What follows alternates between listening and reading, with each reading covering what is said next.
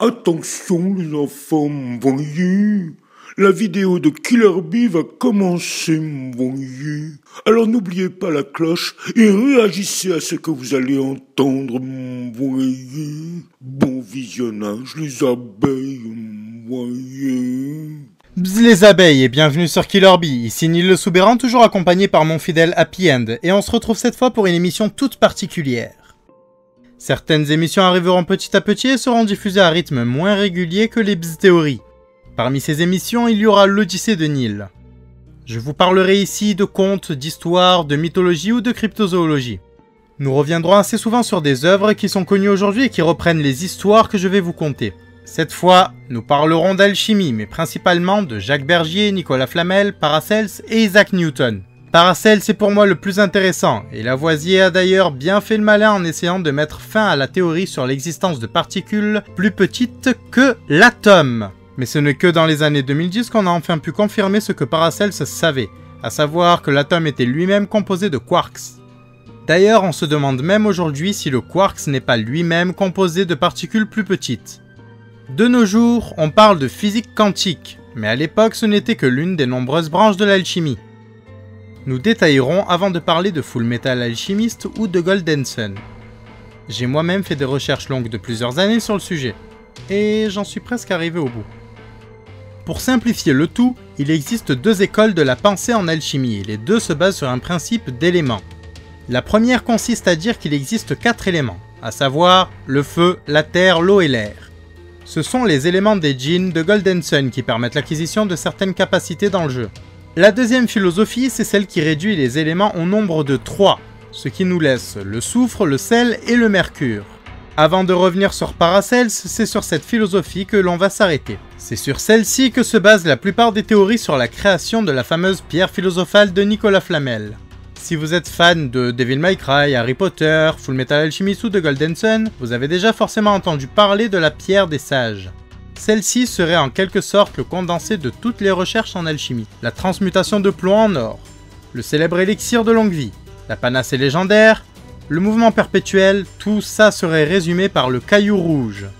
2 éléments sur 3 ont déjà pu être analysés par de grands noms de l'alchimie. Le premier étant Newton, oui, certains d'entre vous le prennent encore pour un physicien, et c'est d'ailleurs ce que ses proches ont toujours essayé de faire croire, parce qu'à l'époque, l'alchimie commençait déjà à être démodée. On commençait même à la considérer comme de la magie, une science non officielle. Or, sa bibliothèque était remplie d'ouvrages d'alchimie, et il s'était intéressé à un cas précis, celui du mercure des philosophes, l'un des 3 éléments, le premier même, de la pierre qui avait été proposée par George Starkey sans Hutch. Pardonnez-moi pour cette blague. Le deuxième élément, c'est le sel d'émeraude, qui aurait été créé par le très controversé Jacques Bergier selon ses propos à la télévision française. Nous savons que les 2 auteurs du Matin des magiciens ont été des disciples de Georges Ivanovitch Gurdjieff. Très grand penseur parmi les penseurs, je tiens à vous le signaler. Sortir d'un enseignement aussi prestigieux ne peut pas réduire Bergier au statut de simple fabulateur. Je pourrais vous parler pendant des heures des œuvres de Gurdjieff ou de celles de Bergier, mais abrégeons vos souffrances. Jacques Bergier dit avoir fait le lien entre le sel et la table d'émeraude, d'un célèbre alchimiste du nom d'Hermès Trismégiste.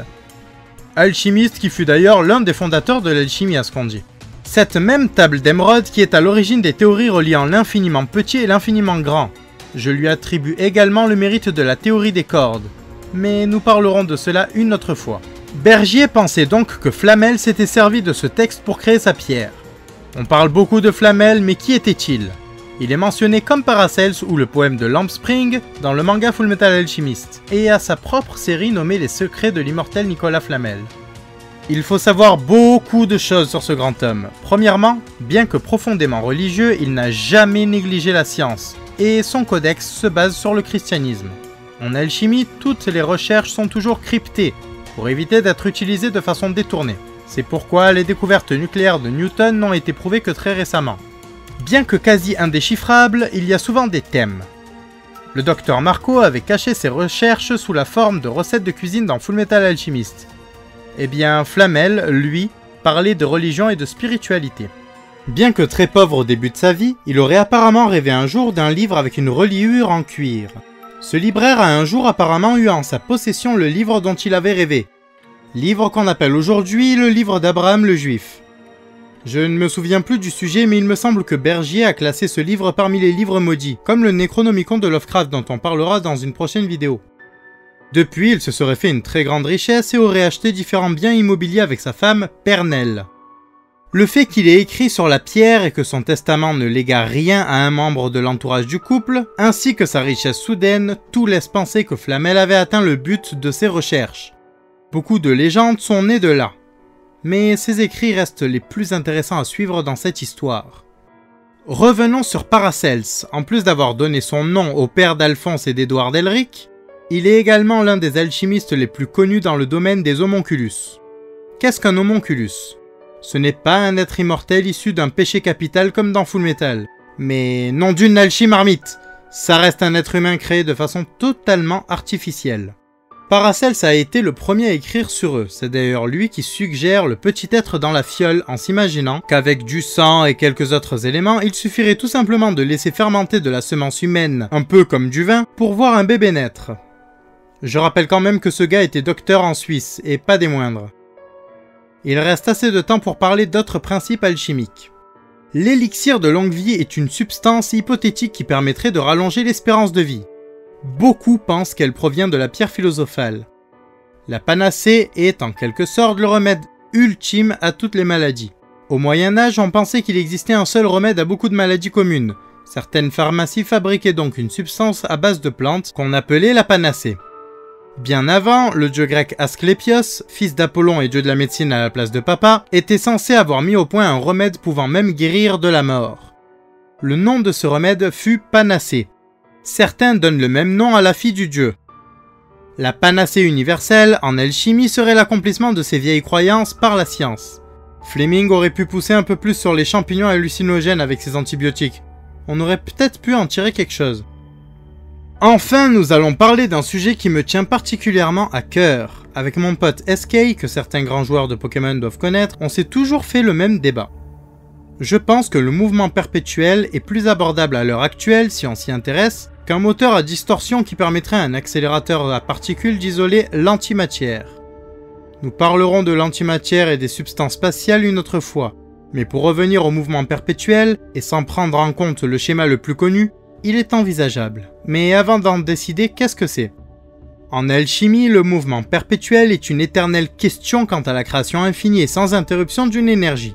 Nous parlons ici bien d'électricité. Toute source d'électricité à l'heure actuelle trouve ses limites.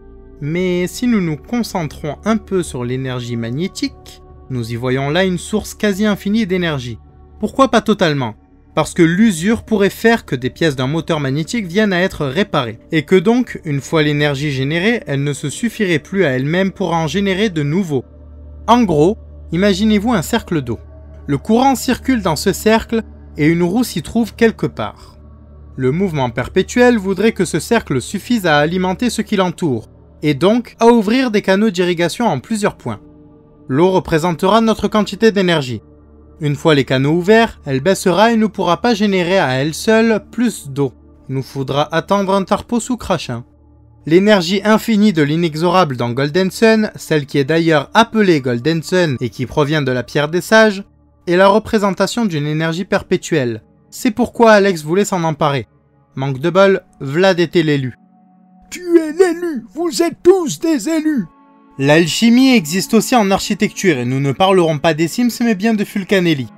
Son œuvre parle également du codage des travaux alchimiques liés à la pierre, avec notamment le langage des oiseaux, un type de code qu'il disait fréquent chez les alchimistes.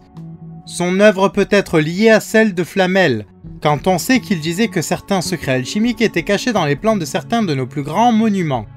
Par exemple, la cathédrale de Notre-Dame de Paris est l'un des bâtiments étudiés par Fulcanelli. Soit dit en passant, l'identité de ce dernier est totalement inconnue. Nous ne connaissons que son apprenti, Eugène Cancelier. Enfin bref. Dans la symbolique que nous connaissons, nous savons que Flamel faisait des références religieuses. Alors, pourquoi pas prendre dans son code des bâtiments religieux ? Certains pensent que l'or et le plomb sont synonymes de l'élévation de l'esprit, de son évolution vers l'être parfait. Mais, il y a un grand mais. C'est que le principe même de la transmutation trouve des facilités dans la transition entre le plomb et l'or. Rappelez-vous que chaque élément est en réalité une charge électrique. Et sachez que pour passer du plomb à l'or, il suffit de changer cette charge d'une seule unité. Il me semble que c'est au niveau des quarks que ça se passe, je me souviens plus exactement. Tout ça pour dire que la transmutation est possible mais pas encore accessible au commun des mortels. Jouons là Robert Langdon et parlons symbologie et iconographie avec un poème allemand du nom de Lampspring. Nous n'allons parler que de 2 illustrations sur 15 de ce poème. Première illustration sera celle du lézard qui a l'air de brûler. Pour ceux qui connaissent, vous pensez tout comme moi à une simple salamandre. Mais expliquons donc la salamandre aux abeilles. C'est quand même plus fun que la vieille licorne du poème. Enfin. Paracels décrivait la salamandre comme l'esprit représentant le feu, l'un des 4 grands éléments. C'est un cryptide commun de l'époque médiévale qui n'apparaît pas dans un mythe précis. Il s'agit d'un lézard capable de vivre dans les flammes. Salamander, le surnom de Natsu dans Fairy Tail, vient bien évidemment de là. Deuxièmement, pour les fans des homonculus de Fullmetal Alchemist ou de Nanatsu no Taizai, vous connaissez très certainement le prochain symbole. Certains le comparent même à Redline pour les lecteurs de One Piece. Il s'agit de l'Ouroboros. Ce symbole-ci nous vient de Jormungand, dans la mythologie nordique bien évidemment. Toute une vidéo sera consacrée au Ragnarok, mais Jormungand est un serpent de mer géant qui vit sur Midgard, c'est le fils de Loki et le rival de Thor.